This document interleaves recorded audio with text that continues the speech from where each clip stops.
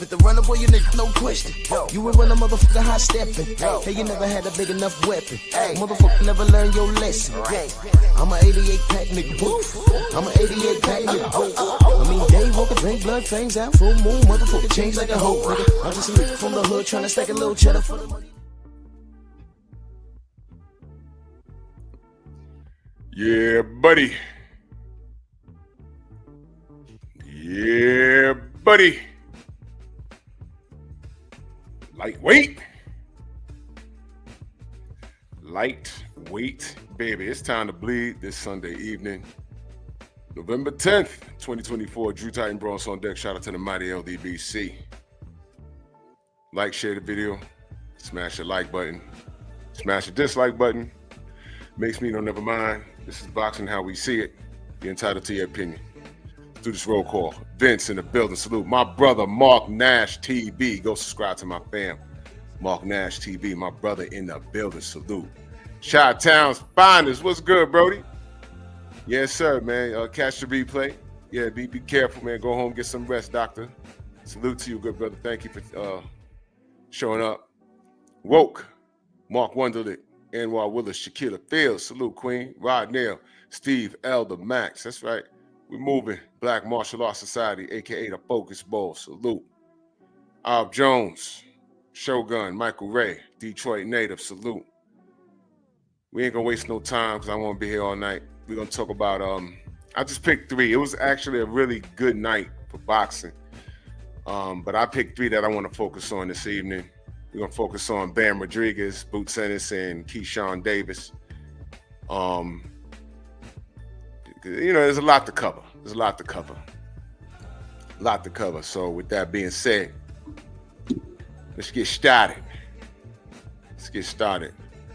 Sensei's in the building. Salute, good brother.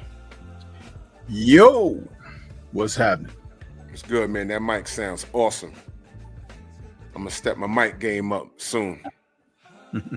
Yes, sir, man. You know what's awesome? Some Stormy B-Man gear from the A Weapons website. There, you see that? Shout out to A Weapons. Shout out to huh? Yes, I got a matching hat, fleece jacket. I got some shorts. Man, we doing it to death, like James Brown would say, huh? Doing it to death. That's right, man. That's right, man. Gears on point. You know, the options are up, man. I'm excited, man. Be on the lookout. Your Patreon is popping. Be on the lookout for my Patreon. I'm gonna start it. I'm gonna cross the T's and dot the I's on it. Start uploading content probably next week, just in time for my birthday. Shameless plug. Next Saturday, November 16th, I'm gonna try and do a live stream. Probably that morning. Third Game Boss, salute. Andrew Gray, what up? So let's talk some boxing, man. I want to go in order. Well, somewhat order. Like I said, there was a lot of good fights. But I just want to focus on three because that's all we have time for. Bam Rodriguez. That kid is special, man, in my opinion. I think that kid is special. He's what boxing needs. You know what I'm saying? We always, we always want to look to those smaller weights. We want to see who's dominant, man. And that kid, man, with the coaching of Robert Garcia, whom I might add is in the running for Trainer of the Year. Salute to Robert Garcia. Bam Rodriguez, man. That was a good outing. Now his opponent, how do you say this? Guevara? I don't want to butcher his name, but Guevara. Yeah, he was a solid opponent. they said on the broadcast last night that he was going to hang it up 12 years ago, but he didn't. Within those 12 years, I'm sure he's had some good wins, and he was a solid opponent. My brother Jab Jamboree, go subscribe to my brother Jab Jamboree. He was throwing some heat. I saw what the play was. He was committed to the body. Every time Bam hit him, he hit him back. He didn't let him off the hook for anything, but Bam turned up on him, man. Bam turned up on him. He dropped him, right? I want to say a little bit of that was balance, but Bam gave 0 F's about that, for real. And when he stepped in, I mean, this was textbook. He stepped in and smothered his opponent's punch and threw a sharp uppercut on the inside and called it a night, man. Good night, Irene. It was over with. Bam is an exciting fighter to watch, man. And they're talking about him versus Chocolatito. But before I go there, your thoughts on Bam Rodriguez?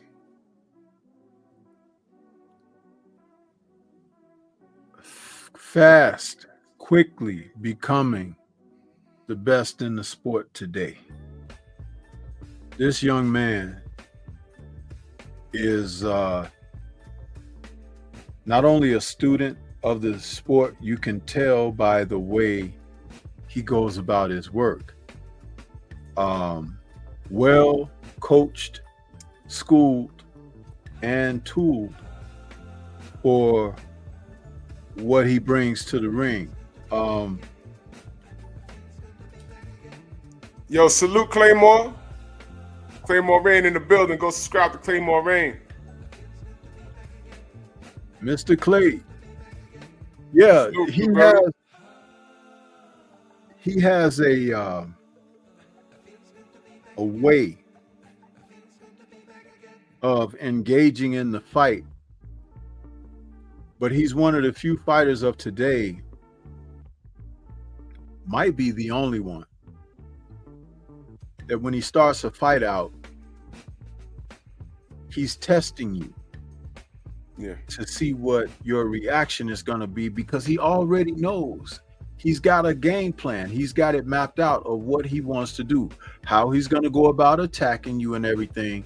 And this engagement is to get you to show something to him that he can take advantage of. It's really a young fighter who is applying the sweet science. Right. And it's gratifying to see that, because he's fighting at a different level. And while everybody else is kind of doing a kata, this dude is doing finishing technique, you know, and it's really gratifying to watch. It truly is. Now, there may be some people that don't understand what I'm talking about, and they're like, man, what the hell is Stormy saying? Whatever. Well, too bad, because that's why when we say that there are levels to this, that's exactly what that means. What are you talking about? It's exactly what that means. When he fought Juan Francisco Estrada, a very experienced champion, he did the same thing to him. Yeah. He even put himself in the line. I won't say he did it on purpose, but he later talked about it because his coach and trainer had told him, don't stand there with him and whatever, you know, just continue to roll and move out. But he said, I got a little greedy because I wanted to see what he was going to do. And he got dropped. But when he got dropped, he got right back up. And he was like, okay, enough of this. I'm going to go get him now. He knew exactly what he wanted to do. And Juan Francisco, with his experience, with his ego, with everything that he has been through himself, was like kicking himself at the end of the day, because that young fighter, now 24 years of age, totally turned the tables on him, embarrassed him, and took him out. Yeah. And he's been in against more rugged, tougher, and experienced fighters. But the one thing about what I just described, rugged, tougher, and experienced, the one thing they that have those qualities, they didn't have the one that Bam has. And you know what that one is? He's damn near excellent. they were not that, but they were those other things which he will come to be because he's still so young. But he's damn near. I mean, do you know that in my most recent thoughts about him, I've paired him with two other fighters, Ricardo Lopez and Salvador Sanchez.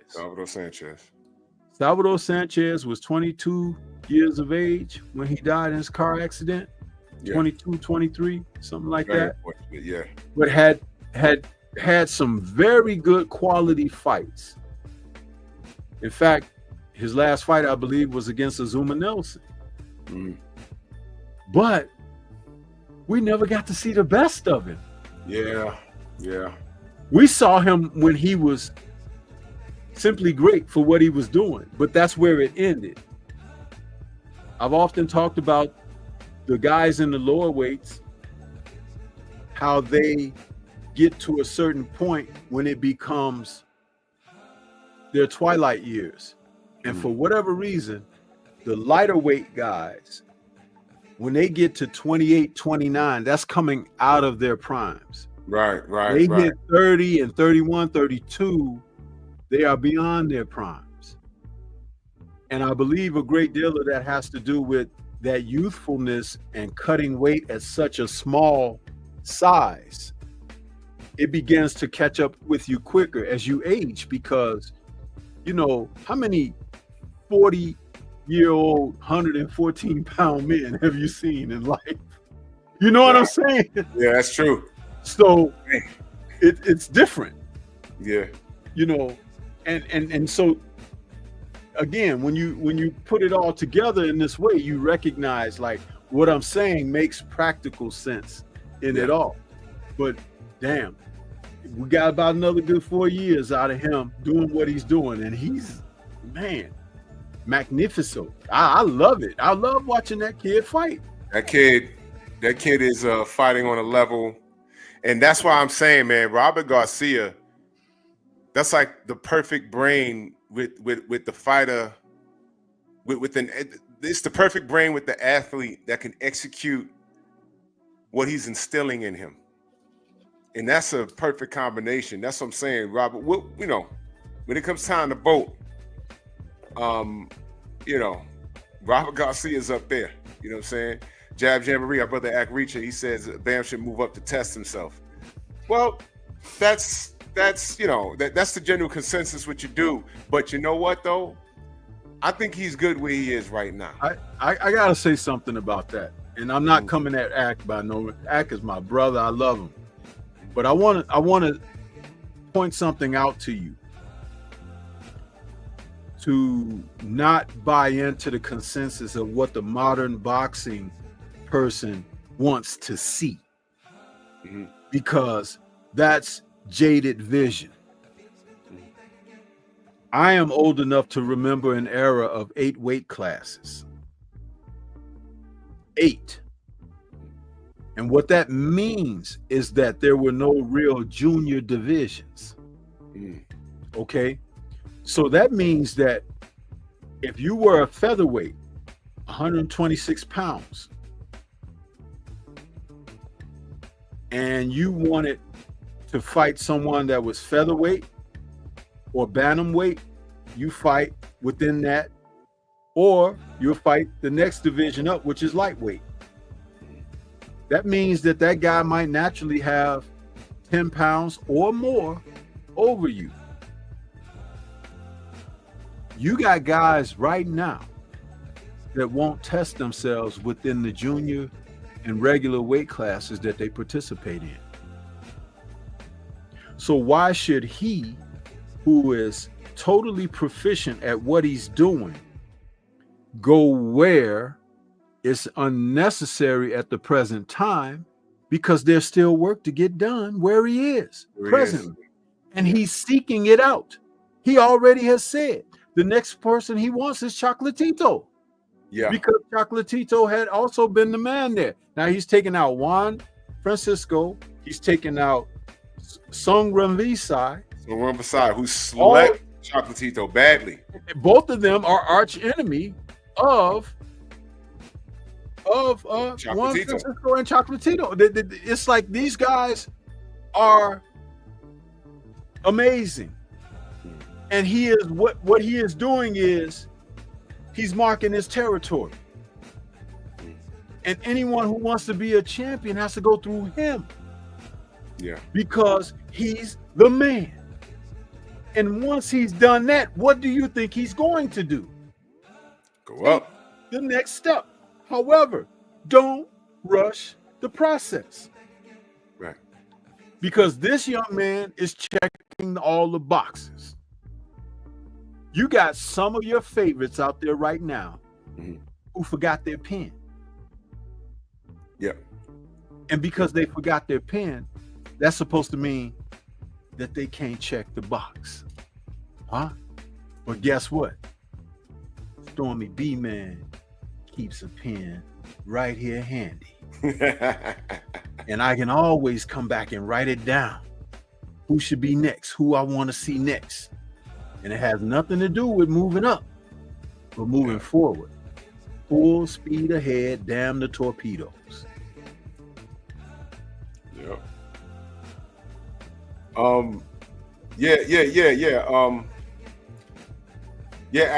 Ak, I just dropped it to you. So you could jump up here real quick. That's cool. Yeah. Oh, there you go. There go my brother. My brother Ak. What's good, Ak? Yo, what's good, bro? You can hear me? What's good, Storm? Yes, sir. What's good? What's up, man? What's good? Look, I don't disagree with nothing that y'all saying. I just want to point out some things, and I'm gonna leave it alone. I'm gonna let y'all cook because I love what y'all do. And you know, me and Storm, you know, most of the time we agree, and then sometimes we don't agree. In this particular aspect, only reason why I'm saying that is because I remember there was a point in time with a new way where all my brothers was against me with a new way. Even some people in the LDBC outside of the usual suspect. And I was like, nah, a new way is good. A new way is good. And this is when he was probably like 115, 118. He probably was only a 2-division champion. And then, you know, Mac was saying I need to see more. Other people were saying they need to see more before they put him on the pound for pound. A new way challenged himself by moving up in a few different divisions from that time. Even Lomachenko, I'm not a big Lomachenko fan, but Lomachenko even challenged himself and moved up from 122 all the way to 135. Can I challenge you on something?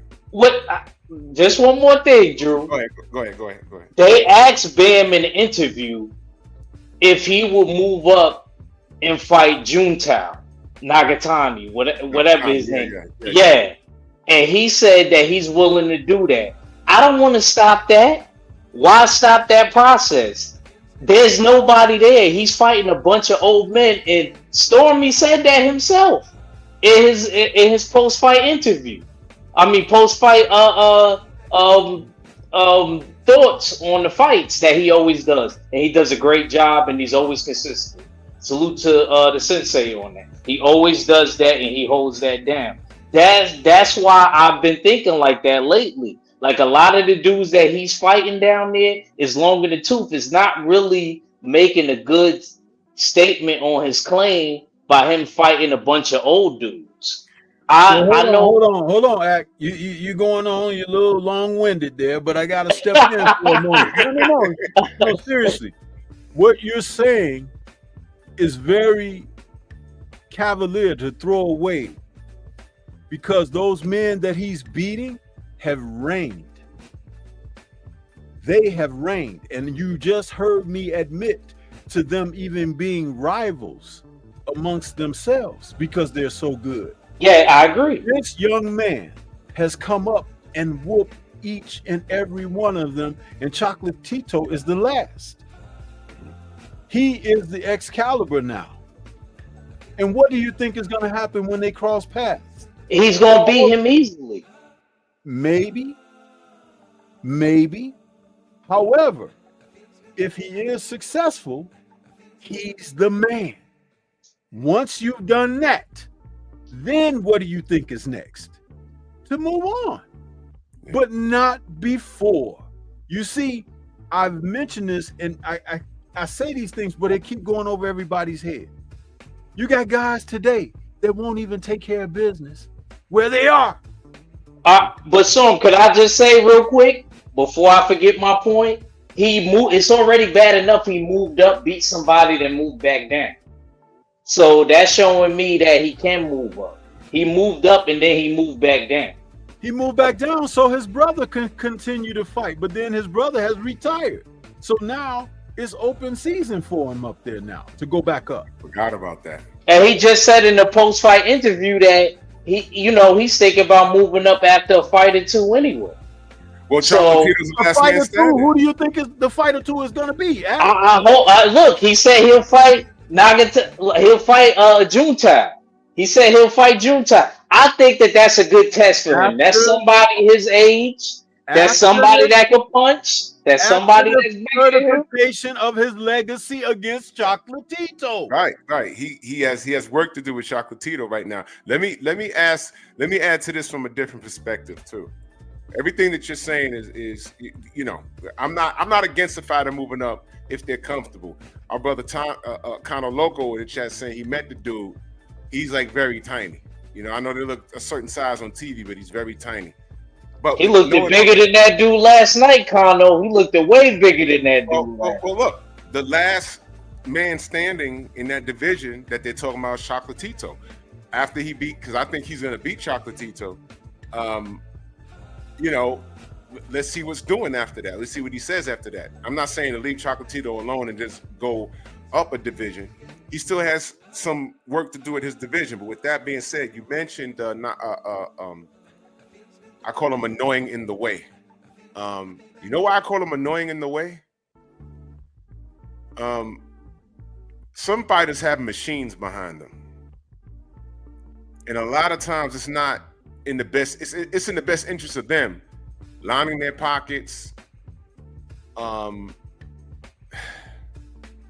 you think that Bam Rodriguez has the same machine behind him that Monster Nui has? He doesn't. He doesn't have anywhere near the same machine. And the reason why I bring that up, if he and let's say him and Monster Nui start being mentioned in the same sentence, if they both want the smoke, I'm all for the smoke. But he's going to Japan to fight that kid, and when I mentioned machine, right? It's legal to stack your raps over there. We saw it. I'm not comfortable with no American fighter going over there to handle any work. I'm not comfortable with that. That man has an entire machine. Look, watch this. He has a country behind him. It's not cool when now we're talking about a Japanese fighter who just inked the deal with Rider Season, which is huge. Okay. So that means no more Japan, Drew. Yeah, it means no more Japan, but no. Well, maybe not.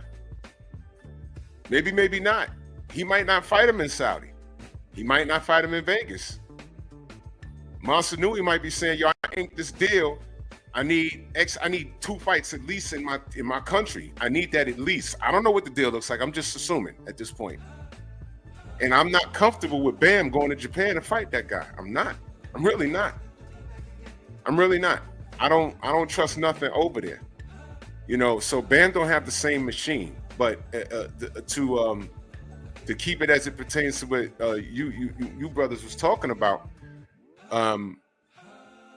after he handles his business with Bam, then it's up to Bam to move up.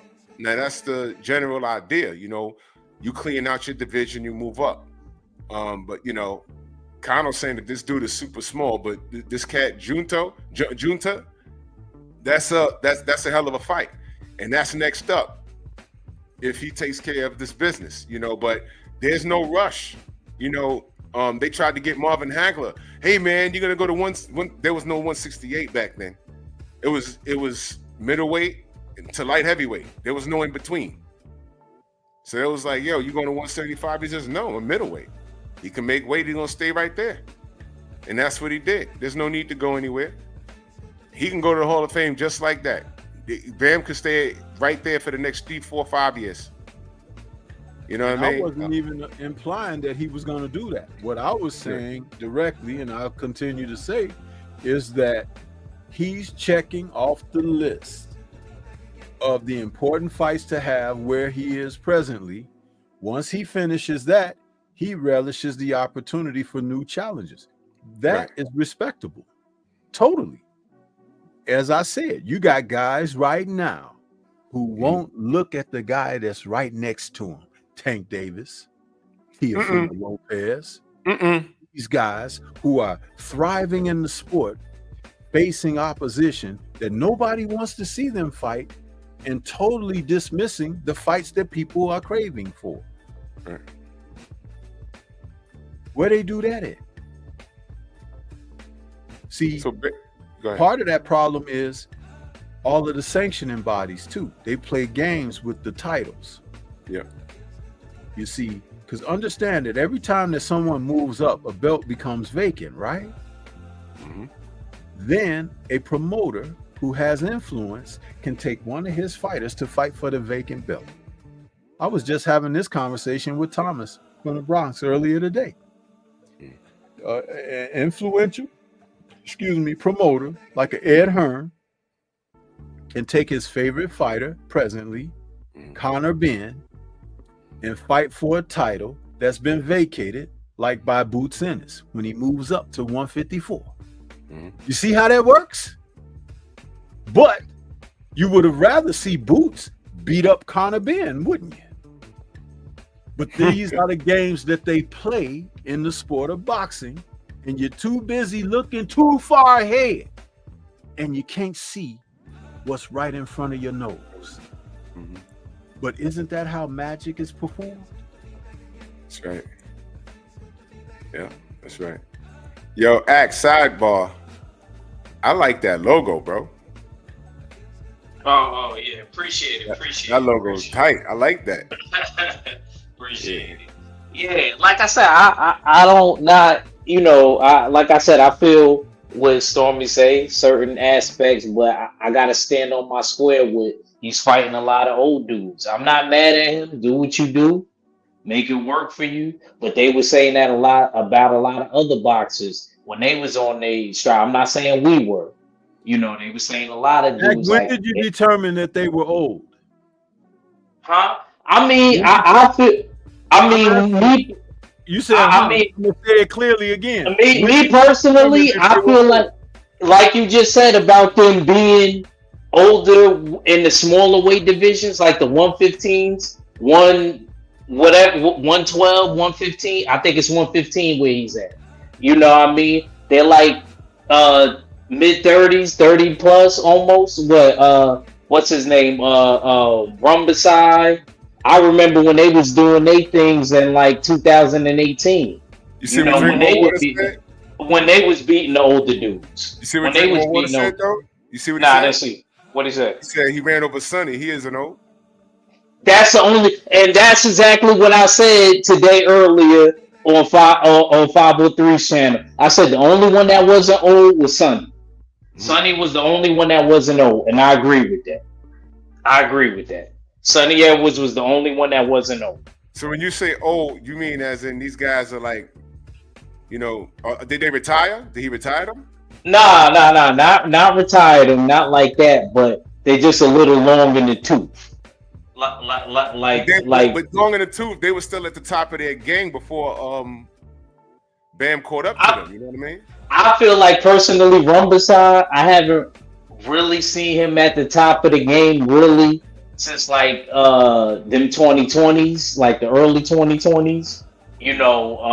But that's just me. Maybe I haven't been paying. When did Chocolatito become old? What Chocolatito now? What Chocolatito now? 37. After which fight did you deem that he was old? Nah. Chocolatito's still a legendary fighter, but I think he's a little long in the tooth. He might be the oldest out of all of them. Is he not the old? Was he long in the I tooth? I think Estrada's younger than him. Was he long in the tooth when Sarung Basai, slept him? No, they was young. That's when they was doing their thing. That was like what, 2018, 2019? Yeah, I'm trying to figure out, when do we determine that these guys are old? That's what I'm trying to figure that out. When do we determine that? Yeah, you know what I'm saying? Like 10 minutes ago. That's when, to me, that's when they was in their primes. So around that time, they fought. After which fight would you deem like, okay, they need to like? I mean, to me, when he went on the decline slightly, if you want to say Chocolatito, was when he lost to Rumbasai, and they were both was in their primes. And to me, he was never really the same. He came back, he had a marquee win. I forgot who he beat, and he had a nice marquee win. So between Chocolatito and Sarung Basai, when Sarung Basai beat Chocolatito, what was his record prior to running into Bam? Because I don't recall. Was he on a win streak? Was he like one up, one down, or what? I don't recall. Like I said, I don't recall either. I don't really recall either. I just know I hadn't seen him. Can you pull up the box rec real quick? Yeah, when Run V-Side, I got it pulled up right now. Mm-hmm. When Run V-Side fought Chocolatito was 46-1 at the time. That was that fight on HBO, remember? Yeah. Yeah, I remember that. Yeah, he was 46-1. And Jim Lampley was having orgasm about him being it was bad. It was pound bad. for pound and all of that. And then they had that fight that night on HBO and in 4 rounds. Run V-Side said, "Give me that dinner." And that was it. Huh? So after that fight, how many fights did he have before he ran into Bam, and what was his record before he ran into Bam? I didn't know he was 38, TD. I didn't know that, Thomas. I thought he was a little younger than that. So when Rung V-Side fought Bam, that was back in 2022. Okay. And he is 37 himself now. So he and Chocolatito are the same age. So between Chocolatito and Bam, how many fights did Sarung Basai lose? That was my question. How many did he lose? Between Chocolatito and Bam, yeah. And Bam? He's talking about Rumbasai. Yeah, he's talking about Rumbasai. He had lost one fight, a UD, to Juan Francisco Estrada. Yeah. And that was a rematch because he beat Estrada the first time. Yeah, so I'm not going to say he's long in the tooth. He's still fresh. No. He's still fresh. And how did he beat? I guess I'm comparing the mileage. Yeah, because you can have the age and there's mileage there. No, I'm gonna tell you what you're doing. You might not like this, but I'm gonna tell you because I tell you the truth, man. I say things that people may not like all the time. You ain't did enough research, bro. You going on an eye test without looking into things. The information is there for you. You pull it up and you look and see, oh, I had that wrong. Just like you could have a date wrong, or you could have a number of records of win or loss wrong.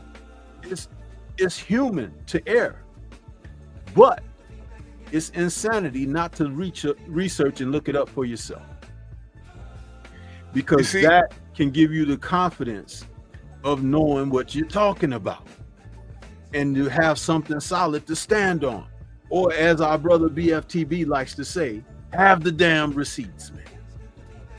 It helps. And look, like I said, I'm not disagreeing with y'all. I'm going more off the mileage. I'm not saying I'm right or if I'm wrong. I'm just saying I'm going more off of the mileage. Like I'll say it's been around. Based off of what I remember, I think the Sarung Basai versus Bam Rodriguez was a more dangerous fight because Chocolatito got slept bad by Sarung Basai.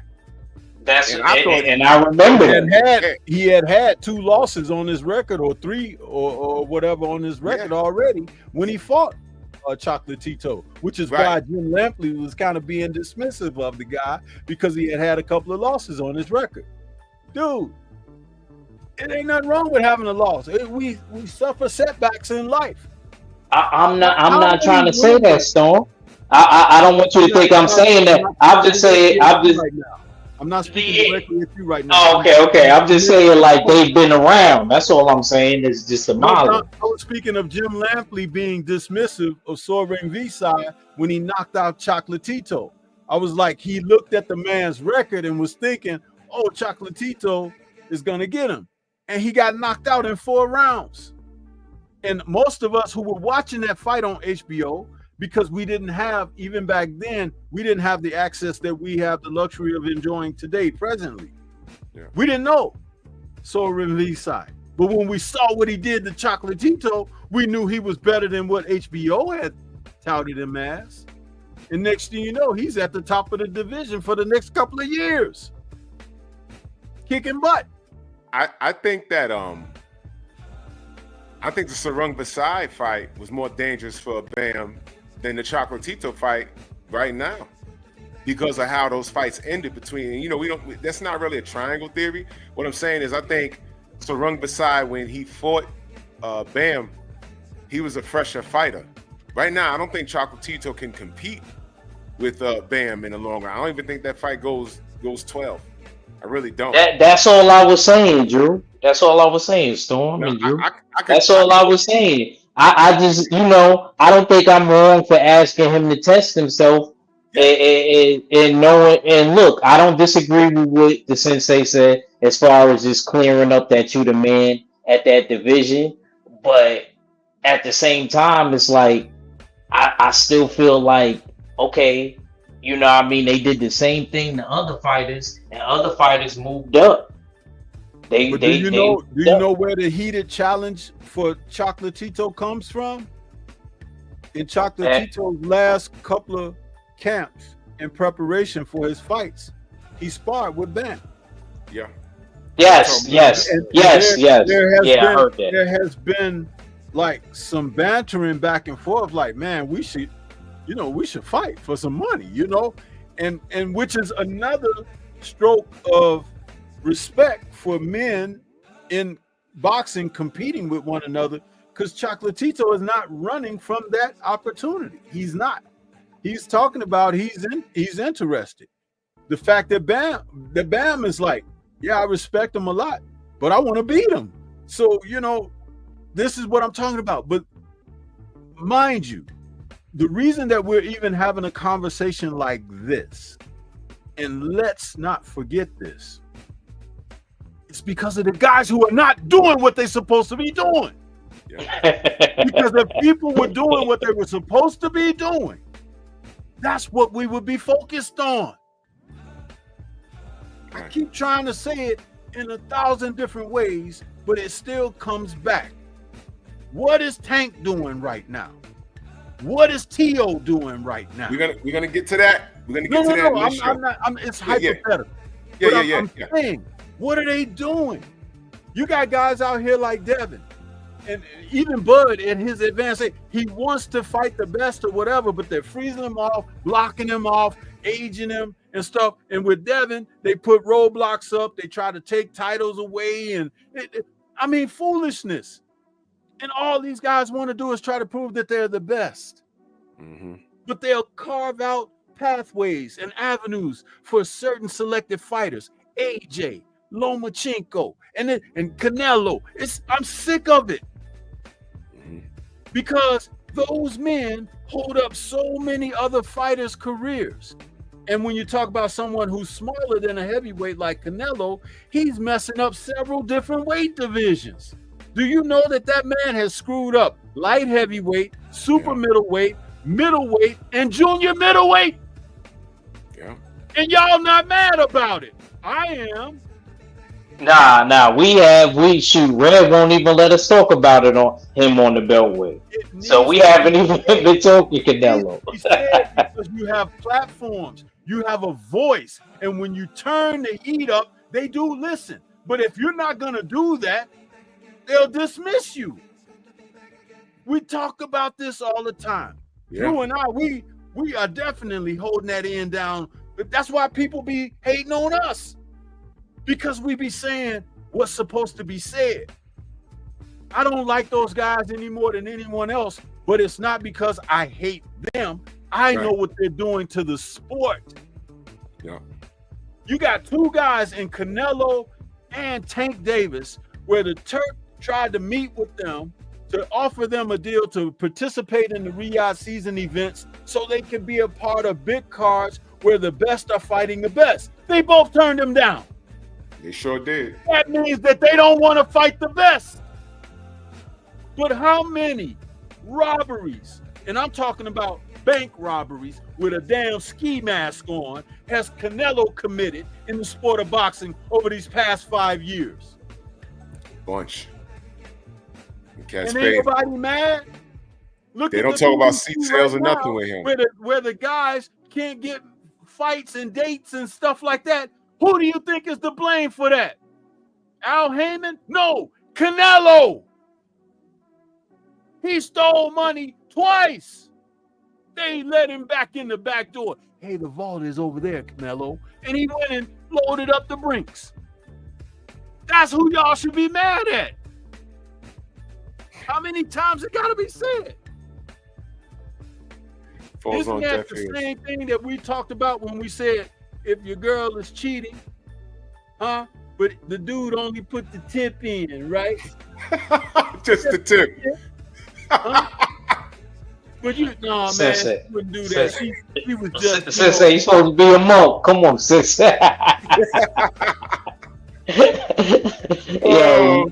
Yo, look, man, look, I look, like I said, man, I love coming on here, chopping it up with you brothers. I'm gonna get ready to set up and do my thing. Yo, look, love you guys, man. Yes, just because we don't agree on every aspect, I don't want y'all to think that means I love you any less. Stormy remind me of my Uncle Perry. Me and my Uncle Perry go in about stuff like this when it comes to boxing all the time. Because he think nothing is better than the 70s and the 80s. But that's a whole nother story I got to talk to Stormy about a whole nother day. You know what I'm saying? Like, he the same way. So, you know what I mean? I appreciate both of you guys always supporting me and stuff like that. And I'll be in y'all chats. You know what I mean? When Bam, look. Let me say this to you, Ag, before you go. Okay. Understand. No. Seriously, this is all with respect and everything. Why do you think I'd be suggesting that you go back and study for yourself? I'm saying that because there is a disconnect presently in our society of young people, including your generation, that cut the line of legacy and heritage and things of that nature. And they're acting out in present day without a connection of what's come before, which is why they run into so many problems. It used to be a saying, it takes a village to raise a child.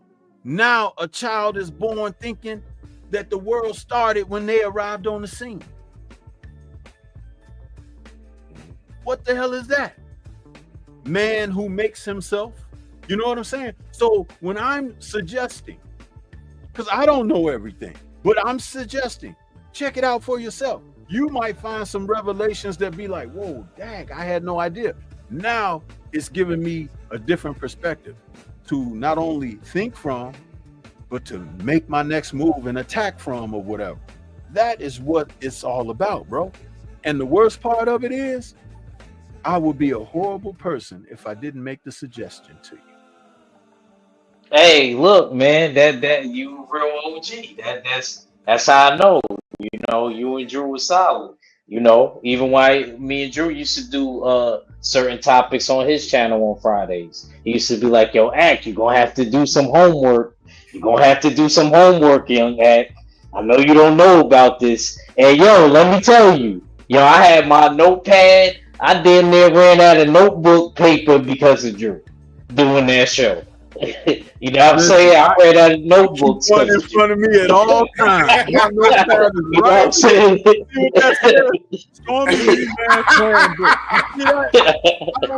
For real, I hear you, Sensei. I hear you. But Drew, I definitely had to have one. Yo, look, you gotta look this up. Man. You know what I'm saying? You may not know about this. This is before your time. So, you know what I mean? But salute to y'all brothers. Like I said, all I'm saying is, I'm not gonna look when if Bam do what he do and he fight the person that I want to see him fight, look, he can do what he gotta do. He can take his time. He's 24, right? Yep. I wouldn't mind seeing the Junetown fight. I think that's perfect for him. They're around the same age. He's a little bit bigger. That'll show me that Bam can carry that power. Other fighters have done it. And if he does that, I ain't gonna lie. You ain't gonna hear me say nothing no more. I'm gonna tell y'all I was wrong. I'm gonna tell my brothers, because all my brothers like Bam too. I'm gonna be like I was wrong. But if he fails, I'm gonna be like, look, guys, you know what I mean? He's still good. Maybe he needs to stay down. But I don't mind him challenging himself. Well, when he takes care of the business with Chocolatito, he can determine whether he wants to move up for that Junetown. He said he would do it. He said he would do it. He said he would fight Junetown. Yeah. Push the goddamn button. Junetown. Push the goddamn button. We're gonna see. We're gonna see. All right, good brother. Yeah, all right, man. All right, y'all be good, man. I'm gonna be listening in, man. Appreciate y'all. Appreciate you for having me on. It was fun. All right, brother. See you, bro. Peace.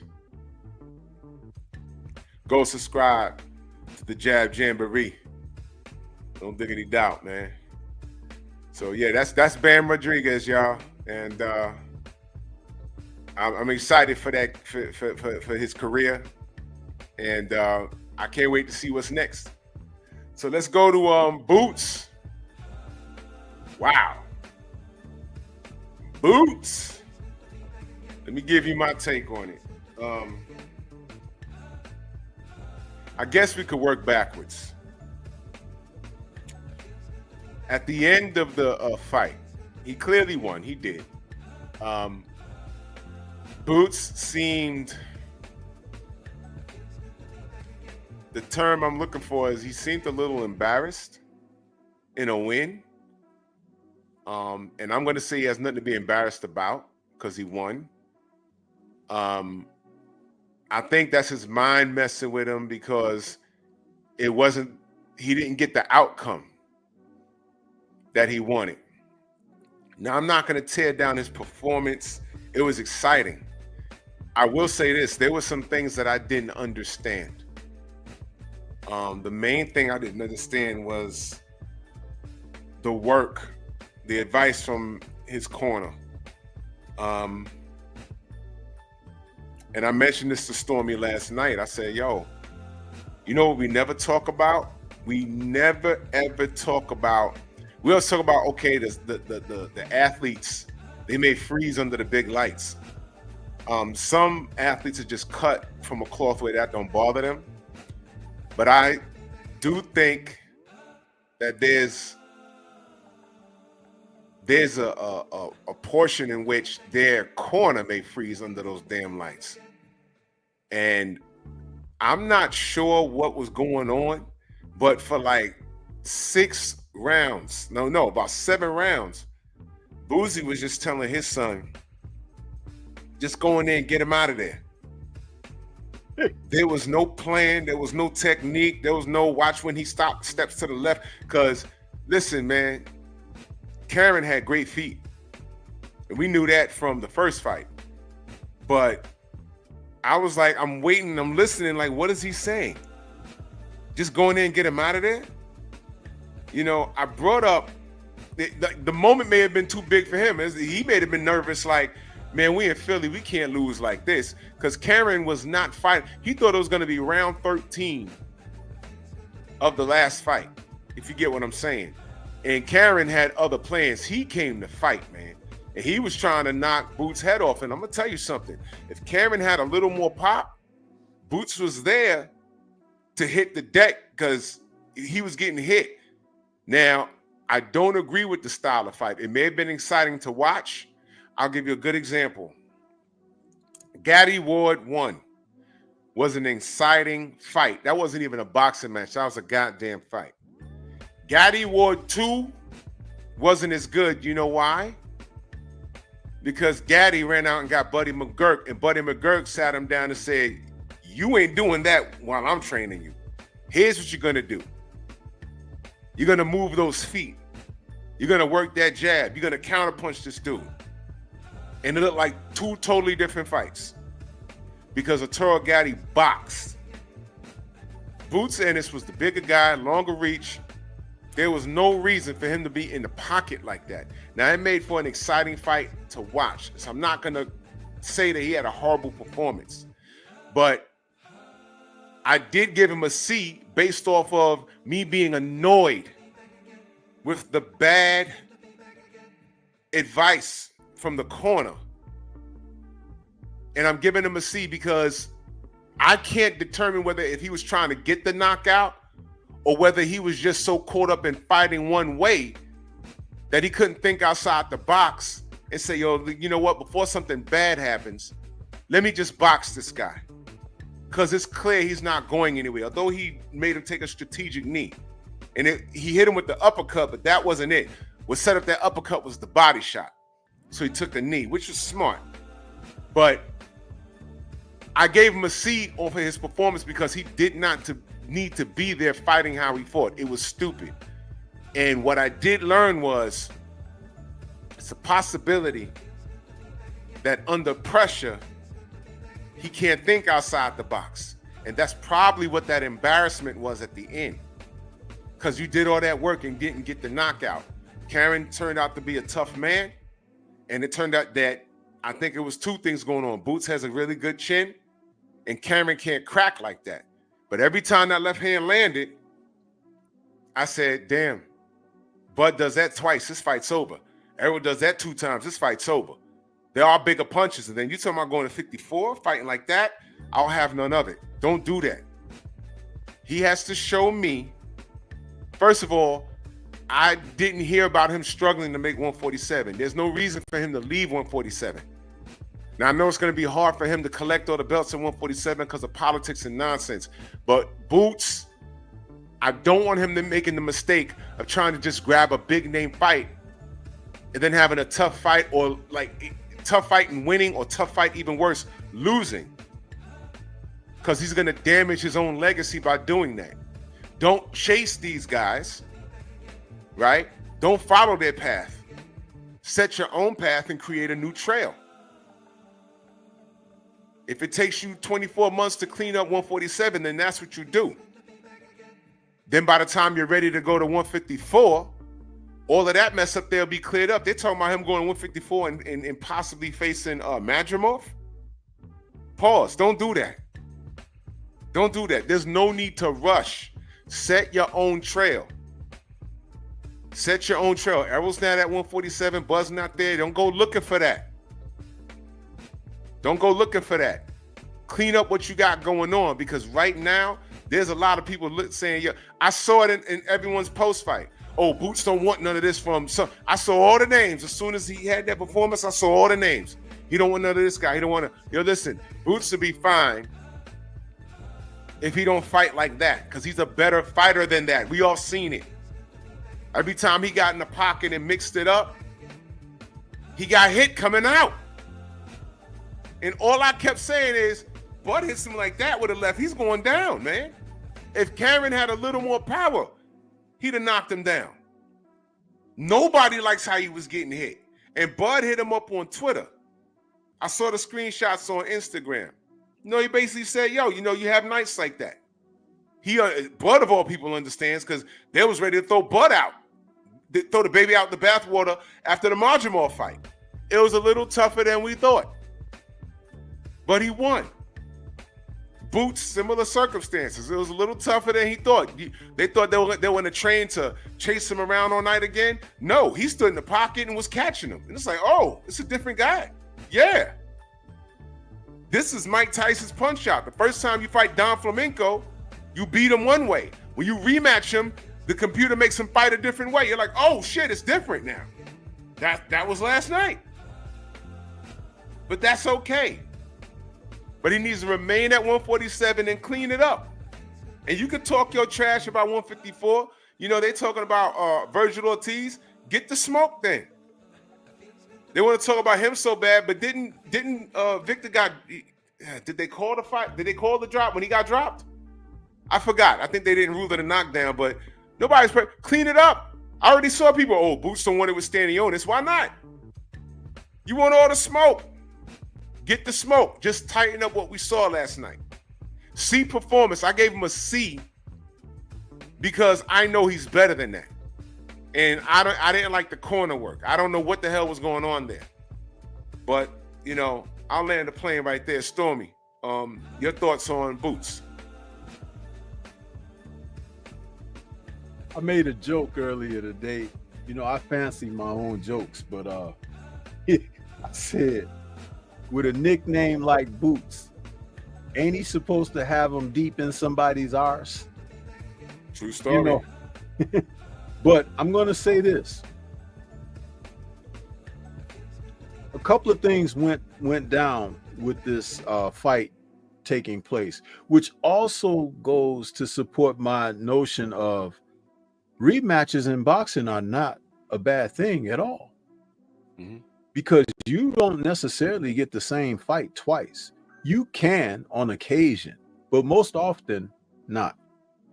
Especially when you're dealing with someone who wants to improve or wants to prove a point. And I believe what Cherkasins showed in this fight is the desire to silence the naysayers and those who were so dismissive of his initial performance in the first fight.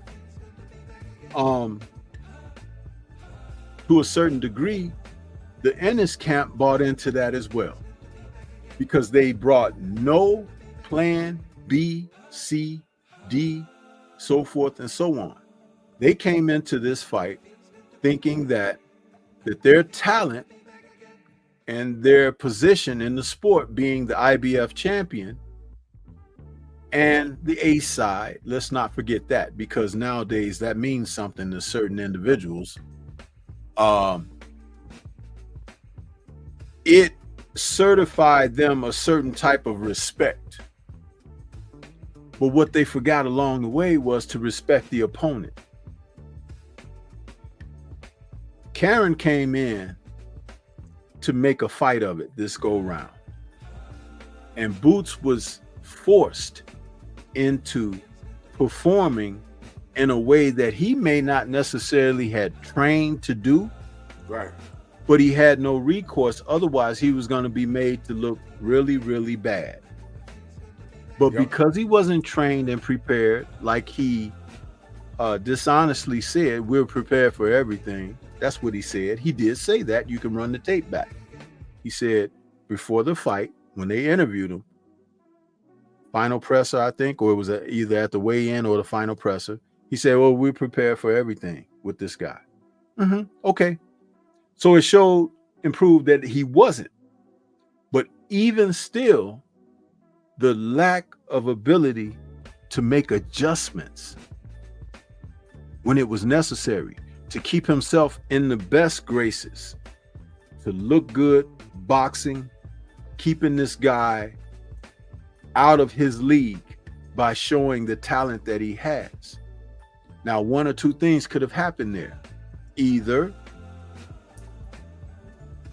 what the aggression and different form of fighting that Cherkasins brought, either he wasn't prepared for that, or Boots can't box. Now think about this for a moment. Because in 12 rounds, he never took a stance and say, I'm going to outclass this guy. When the old adage, and I spoke about this earlier this morning, and I spoke about it last night on the post fight, I said the old adage is, you box a fighter and you fight a boxer. Now, what did Boots do? He fought all night long and got hit, got beaten up on. A lot. Yeah. So either you can't box or you're a dummy. Now, that's harsh, right? But which is it? Can he box? If he can, why didn't he? That's what I. You know why? Because when you say you can box, that means that you're in a position to outclass the other guy. And somewhere along the way, because you have the ability and tools to do so, you can set traps, run him into something. And it's always that which they don't see and everything that sets it up for a knockout. But if it's the latter, where I said you're a dummy, then that means that even though it didn't happen on this night, that L is awaiting you just around the corner. That's right. You're a dummy. Now, which is it? And when I say the L is waiting around the corner, that doesn't necessarily mean a loss. That could mean a greater lesson. Yeah. And sometimes your lessons can be more significant than a loss. His lack of adjustments in the ring, it showed, because that period of time he was on the phone, didn't we ask, what the hell is his father doing in the corner? Where's the instruction? So it showed in the ring. And if he's a reflection of what's going on in that corner, the last place he needs to be is at 154. Because he's been getting away with it until now. So we learned something about Boots, not so much that he's not athletic or he ain't got some skill. We're saying that he's gotten this far. We're talking about the lack of adjustments. And now that the competition has changed, his contemporaries are looking at chops now saying, oh, he's cool when he's in charge and got people on the ropes. But if I switch gears on his ass and have to make him think a little bit, every time in a clinch, he's talking to his dad at the end of y'all all saw that.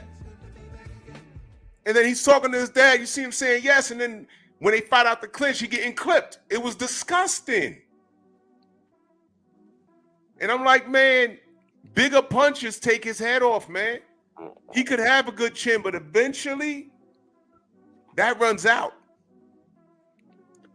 So poor work output reflects leadership. Where was the leadership in the corner? What did we see in that corner? I did not like what Boozy was telling them, which was nothing.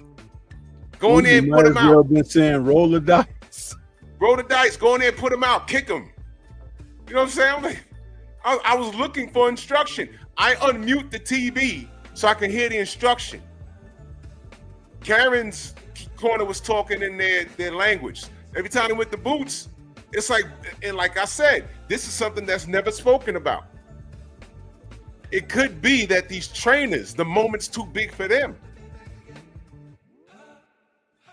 That's all he told him to do. Go get him. Get him out of there. He's ready to go. And I'm like, how? Work the jab, step to the left, throw feint, set a trap. Nothing, bro. I'm concerned. Show how tough he is. Oh, we're from Philly. Look, I'm concerned, y'all. This isn't hate on Boots. It's what we saw. That was the most we've seen him get hit. And if Cameron has some pop, it'd have been over, because he sure did get hit a lot. And he got hit his last fight a lot, more than we thought. He got hit more last night. But prior to that, we was like, whoa, he got hit a little too much. And then what did he say last time? Oh, it's because I was a little rusty. Okay. So what about now? It ain't rust. It's something that you're not doing in that gym. This is the part where you make a phone call and you add to your camp. Because sometimes your trainer that you've been with all your life can take you to a certain point. So now he needs to go to that next level, man. And allow me to help here too, because the brother Paul Carrick and TD are making some remarks in the chat that need a little attention. Paul Carrick says, is it time for Boosh to switch trainers? And TD was saying maybe he's working with too many fighters other than his son. Let me just point something out to the questions that you all are asking by sharing some names with you. Emmanuel Stewart, Georgie Benton, Eddie Futch, Ronnie Shields. Have they worked with multiple guys before? Robert Garcia. Family members. I mean, when you're a good teacher, you can produce quality protege students. When you're not, you can still produce protege that can be competitive. However, the proof in the pudding is when trial comes up, when you are tested, when you are put to the test of show me what you got, show me what you're working with, show me what you've learned, teach me a lesson. Now we're talking. Now we're cooking with hot grease, because fighting 80-20 matches on a continuous basis can provide you with sense of security. Make people think you better than you truly are. Make you think you're better than you truly are.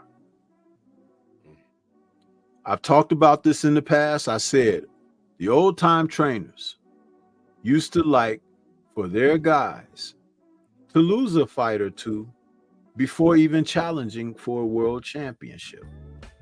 Do you know why that is?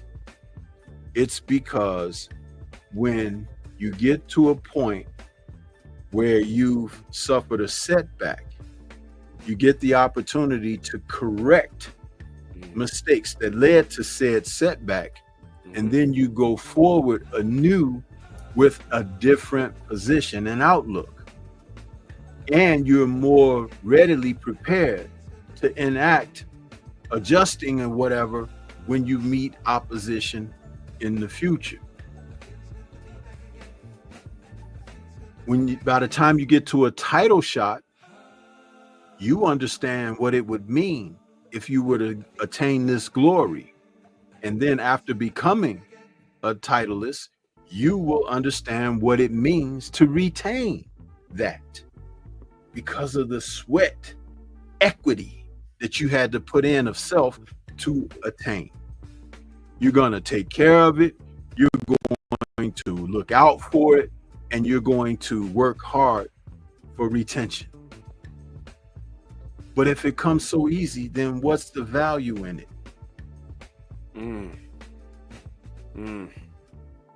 You see, and that's where we are today.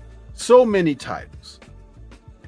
Guys are becoming 2, 3, 4-time champions sometimes with all of these belts and everything, but have never really even met a challenge in their lives. That's right.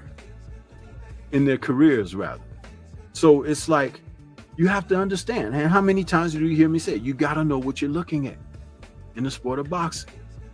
So Paul Carrick and TD, no. The answer is no. He doesn't need to change his dad from being his trainer and coach. And his dad isn't working with too many guys. But the dad may need to change his philosophy. Yeah. And he needs to get back to context of work. So what, your son is fast. So what, he got some good pop on his punches. So what, that even he, got a decent beard. What's going on up here? Is he the smartest guy in the gym? Is the guy that can be least touched in the gym? Does he have the strongest work ethic in the gym? And if he does have that, does he place himself in a situation to receive any type of pressure that can come his way, so he can't wait to chomp at the bit to overcome? Now you're cooking with something. Mm-hmm. Not potential. Not potential, but possibility. Think about it in terms of that, because that's what makes a difference. And if these guys don't understand that, get the hell out of my gym. There's always someone tougher, stronger, hit harder, run faster, has faster hands, faster feet. But who's the best? That one that brings that comes from within and can compare it all with their natural talents, their ability to think on their feet, to be smart, right, to solve and resolve issues and problems. You ever seen somebody sitting trying to figure something out and they're stuck? It's like, what's the matter, man? And I can't figure this out. Oh, man. Well, what's the problem? Well, I'm trying to negotiate this turn here, and I don't. Oh, well, you back it up like this, and you do this, and you turn the wheel that way, and you're going about your way. And I just couldn't see that. It takes someone to be able to reveal it to you when you're stuck. But what you would want to do going forward is to learn how to process and assess for yourself. That's right. And when you get a teacher that can show you how to do that, they've done their job. You can have several other teachers after that, because each and every one that comes after that can show someone something new. But the foundation of that good teaching should always remain, because it's something solid to fall back on. And I'm sure each and every one of us who've been to school in life have had at least one instructor that touched you in a way, and I ain't talking about that funny way, pause, I say, but has made an impact on you, yeah, that is significant, that you carry it with you to this day. That's right. Salute to Universal Truth. And that super chat, much love, man. Salute to everybody in chat. I see you, KG in the building, Toby Smith, Tony C, Clarence McLean, Bronx on deck. Salute. If I miss you in the chat, know that I love you. So yeah, that's Boots. That's Boots. I see you, Jarrell, and yeah, I understand sometimes fighting at home you can have some distractions, but I don't see that playing into Boots' performance, because this is actually the second time we've seen that. My cause for concern is him not being able to think outside the box, and as a fighter, once you get hit with a particular punch, you're supposed to assess why that happened and make an adjustment so it doesn't happen again. And if you didn't see it, normally I've seen fighters get dropped. When they get up, they go back to the corner and be like, well, damn, what the hell happened? And that's where the corner has to come and say, okay, look, you did this and that, you stepped this and that. Don't do that again, so it won't happen again. That's instruction. What I heard from Boozy was like, bro, I mean, go back and listen to it. If you have the zone, go back and watch it. Listen to the corner work. There was no work. There was no work. And that is alarming for me. I'm actually concerned for Boots moving forward. If he can't think for himself in there, you know what I'm saying? That's what corners are for, to help you think. They're supposed to see what you don't see. And I just didn't hear it. And that's alarming for me. So hopefully they'll work that out. But I don't think it's an isolated incident. So yeah, Stephen X adjustments. Snacks B, salute. So let's go on to Keyshawn Davis. And I'll be talking about him tomorrow morning too. I'm not, you already know I really don't particularly like what the kid has to say a lot, but we're just talking boxing here. This kid is a problem. He's a problem. He's a whole problem. And although, let me say this. He was picked to beat this dude last night, Lemos. But what pissed me off was Lemos just disregarded the weight and everything. I don't know what the fine was or whatever, but this is becoming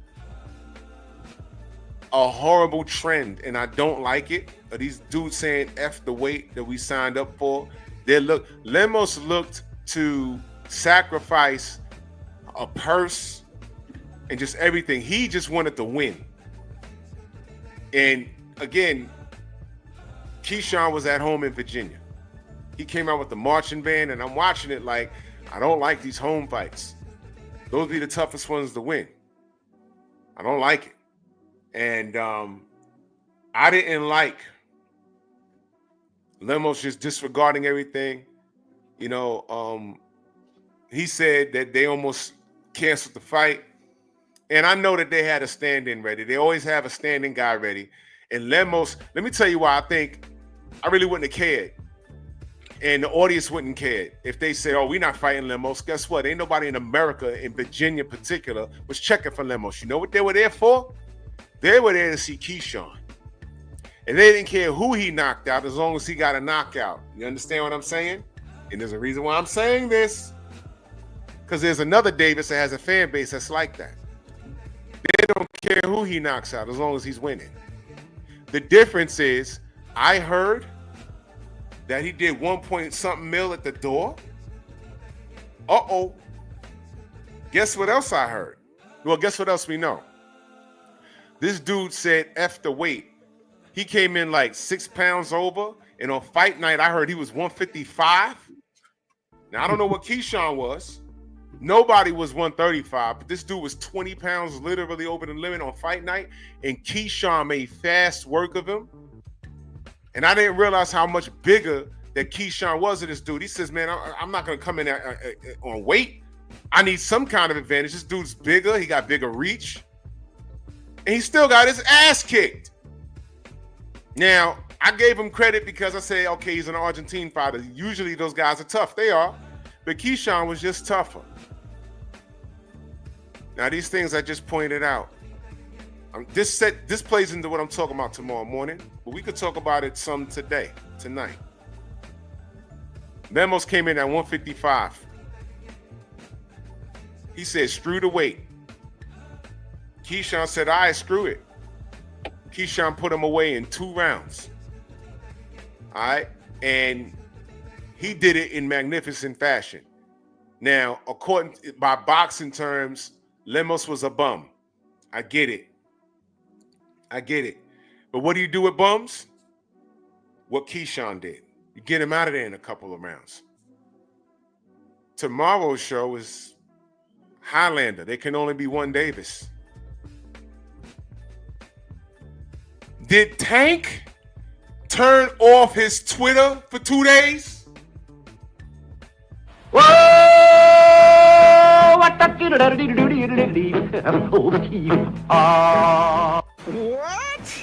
What? Did this little mofo cut his what? Now Keyshawn ain't playing no weight. You don't want to come in on weight? Fine. I'm gonna fight you. And got him out of there. Your man Tank tries to weight drain everybody he fights, bro. And just earlier in late 2023, going into 2024, y'all was saying Devin was too big for Tank. Remember that? El Rayo and him was almost signed and sealed.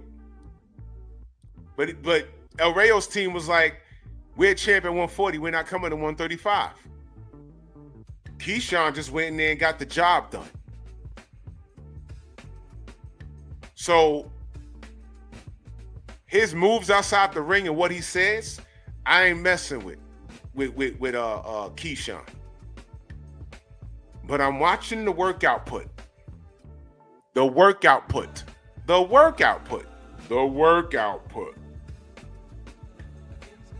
And he done called Tank out his name. So don't look now. He has another contemporary right in his chest. But more on that in the AM. But I'm going to give Keyshawn Davis an A+. He didn't get touched that fight. I saw ring generalship. I saw Ring IQ. And yes, Lemos was a bum. And what do you do with bums? You get him the fuck out. You get him the fuck out of this. If he went 12 with that guy, I'd have been like, nah, he was supposed to get him out of there. I don't care if he was 30 pounds heavier. You signed up for it, right? Right? Ain't that what we say now? You signed up for it. He got him out of there. He showed Lemos you shouldn't even be in the ring with me, and you tried to cheat. Now, I'm not a numbers guy, but he did great numbers. He did great numbers at the door. I don't know what the numbers look like as far as eyes on it, but it seems to me, watch this, y'all, Keyshawn Davis did more than any of Tank's opponents have done. Let me ask you a question, y'all. Ryan's a rock star. When he fought Oscar Duarte, did that match what Keyshawn Davis did with just 11 fights? Uh-oh. Uh-oh, SpaghettiO. Keyshawn at 135 is next up, y'all. Unless somebody's going to stop him. Is somebody going to stop him? I don't know. Now, let me get to the locker room.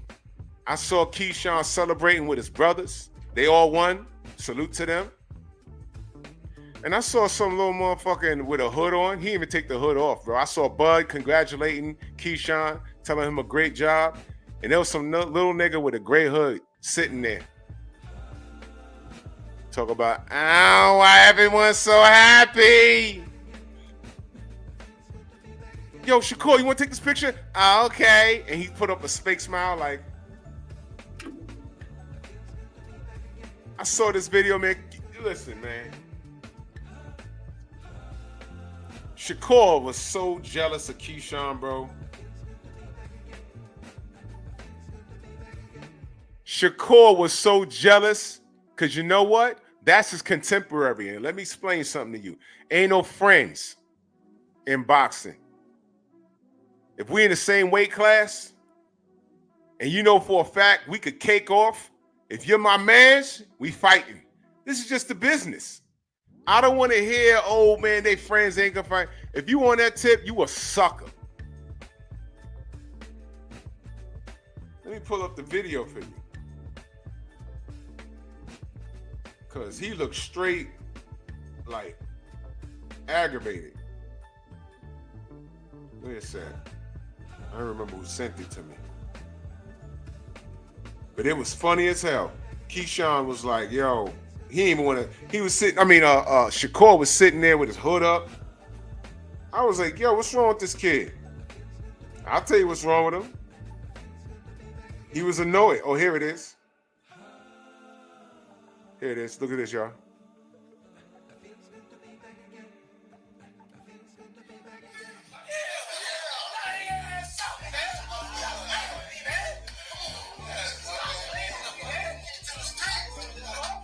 Everybody partying.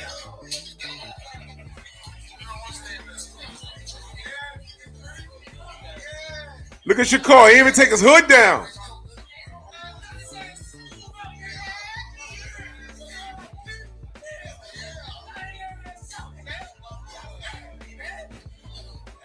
Look at Shakur. He didn't even want to dap it up with him.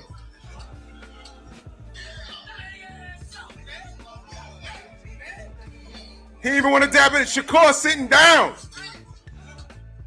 Remember that look he gave Devin? He gave it to Shakur. He gave it to Keyshawn, bro. Your boys is partying and you sitting down with your hood up. Because now you and him are in the same sentence. And it seems to me that Tank ain't even entertaining either one, man. Yo, yeah. I think Keyshawn next up. So Stormy, I'm gonna give it to you. What you got on that?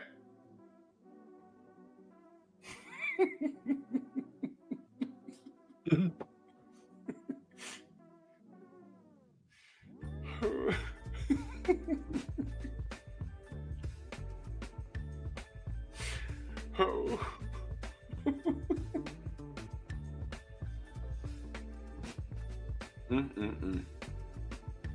You know, when you see that type of behavior, And I talked about this. I think I said it last night in the post fight. I said that whole friend thing, that's getting ready to go by the wayside. And it's not going to be Keyshawn's fault. It's going to be Shakur. Just like Shakur turned on Devin, he's going to turn on Keyshawn. Yep. Sooner or later, these young men are going to have to listen to people like us because we have life experience to tell them things that they need to know, because it's obvious that there hasn't been the male presence around them to share certain aspects of what to expect out of life as a man. A woman can't teach you that. A woman can't tell you certain things to prepare for in life and how to navigate those seas of dealing with other men, because you're going to have to deal with them in life, whether it's someone in conducting business and affairs, or it could be someone that you have some type of engagement with in society. And getting mad, loud, and whipping your neck around and being all animated with an attitude that's very effeminate and all of that is not appropriate. That's right. That can end your life very quickly. Because the first way to deal with someone who's out of control is to put them under control. And we've seen the law abuse their authority in putting people under control, haven't we? That's right. See, people probably wasn't even thinking that I was going to say what I said about the law, but I put that in there because it's supposed to make you think first. That's what I was trying to share with Ak as we were talking. Think. It's always good to have your opinion and your stance, but how about calculating? Take the time to calculate and assess. Compartmentalize. That word alone, compartmentalization. How many times do you hear a black man use that word? Not often. Not often enough. However, in conducting affairs, it's most primary that you do understand what that means. And it's like, again, it's one of those things that you can easily gloss over, but to have it and understand what it means, to have a sense of reservation, right, holding yourself in reserve, in check, right, that leads to self-preservation. That's right. That's right. I'm going to cook on that topic with Keyshawn and Tank a little more tomorrow morning. I'm going to save that. But I give him an A+ his performance, and I'm giving him an A+ because this dude almost went in there and tried to cheat him. I wouldn't have been mad if he just said, I'm not fighting this guy, I'm fighting a stand-in. I still would have watched it. And everyone in Virginia would have came in and watched it. Because they wasn't there to see him get challenged. They were there to celebrate Keyshawn's success. They didn't care. Now I'm gonna tell you something. That type of fan base can rival a dude like Tank. Baltimore, Virginia, it's the DMV. Similar. If he has that kind of superstardom, but the difference is he's putting in the work and he's actually trying to fight the names that he's calling out, where does that leave Tank? Somebody got to fight their contemporaries, man. It's gonna end how we want it. I'm telling you. What do I want? I just want these guys to fight their contemporaries. That's what I want. Y'all thought you was gonna say something else, right? But you're not gonna get that from me. Well, at least not tonight.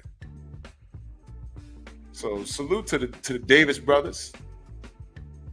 Salute to his beautiful mother. He showed up. He showed out. Salute that they had a blockbuster gate. And if I was to give him any advice, it would be to keep doing what he's doing while fighting your contemporaries. And I don't know if it's true. According to Blue Blood, he's the person I heard it first. If Lomachenko's really retiring, because I was under the impression, and you know what? Let me say this, because I know y'all going to be like, oh, well, Tank chased him into retirement. No, he was chasing Tank for 5 years. If anything, Keyshawn Davis made him retire, because Tank's not the issue. I said that they're rolling out the red carpet for him to become undisputed. But they're going to make him he's going to do it at a rate where he's not going to, it's going to be a path of least resistance. You understand? So once Keyshawn came through, especially with that performance, Loma's he was saying, yo, I'm going to have to see this guy. I could beat Tank, but that's not going to be easy. But then after that, I'm going to have to see him and Shakur eventually. Nah, it's too much work. At my age, at my advanced age, no. It's time to wake up out that matrix thought process, and I'm going to hang it up. So if what he's saying is true, if what I heard is true, if he's retiring, cool. He's going to come up off a belt. Now, who's going to be the person next up? These kids are going to have to fight each other. And that's all I want. I want to see who's the best. That's all. When do we become haters for asking these kids to do their job? I don't know what kind of planet y'all live. I don't know what planet y'all from, but I'm going to keep on doing that. All I want is for the best to fight the best. BFTV. That's all we want. I don't know when we became haters. Oh, you just want to see him lose. Even if I want to see him lose, you don't want to see a guy emerge as a top dog? Whatever, man. This is ridiculous. But yeah. A+, because Lemos is a cheater, and I don't care to see him again. So that's the name of that tune. Anyway, Stormy, let them know they can find you. Everybody can find me right here on YouTube. Stormy B Man is the channel. Stormy B Man in all caps, but no cap. And plug that Patreon. Yeah, Patreon is the same, Stormy B Man. And I am asking anyone who has been a member of the Stormy B Man channel to take the same energy over to my Patreon, become a member there so that we can move forward without interference or someone, kind of dipping into what we do with our finances on YouTube. So over at Patreon, you can become a member and get total full support of what we're doing. There will be a lot more content coming forward, more of a podcast nature, maybe not so much of video, but audio, until something changes with being able to do the video in a way that we don't have interference from those who are trying to hold us back. Terrific. And be on the lookout for my Patreon as well. I should be coming in next week or so. And be on the lookout for my Tank Davis video. I definitely can't add this on YouTube. So you will see it on Patreon. I will let you know when it's up.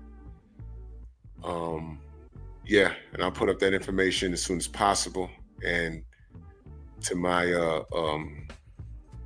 my monthly supporters, I will let y'all know when to pull the trigger on my members only. I would like all my members to make the lateral move and support me over on Patreon, because YouTube is treating, and come to find out, it's not only my people, these people, content creators. There's a slew of content creators that are getting sharded on, and it's bad. It's bad. So what we got to do is, quote unquote, defund the police and make that lateral move. You understand? Still do content here. You know, the AdSense program is still popping, whatever. But as far as Super Chats is concerned, I'm going to promote the Venmo, the Zelle, the Cash App that much more. If you want to donate, that's great. My members, I would like all my members to become members over on my Patreon, because a lot of y'all don't even get my notifications. And if they're going to treat us like that, why are you going to give YouTube 30 cents off of every dollar you donate to the people that give you good content that you see fit to donate to? It doesn't make sense. So if it don't make dollars, it don't make sense. So I love you guys, man. I appreciate y'all. No doubt. Salute to everybody in the Venmo, the Zelle, the Cash App, the Super Chat. I will see y'all in the AM. Salute to Teofimo Lopez's sister. You know, I'm not letting this go at all. You know, I love my editing, but salute to her. She made a good choice. Because once you go black, you never go back. Salute. Is that his sister for real? You know, I just put her face on some chick, but it just fits perfectly, right? But yeah, but I understand that. No, that's his ex-wife. His ex-wife is dating a black man, and his sister's dating a black man. So Teofimo's behavior makes all the sense in the world, and I love it. So yeah, but more on that next week. Well, this coming week, I'm gonna clown him forever. But yeah, man, we'll catch y'all on the rebound, man. Bronx on deck. Move! Why are you gay? Who says I'm gay? You are gay.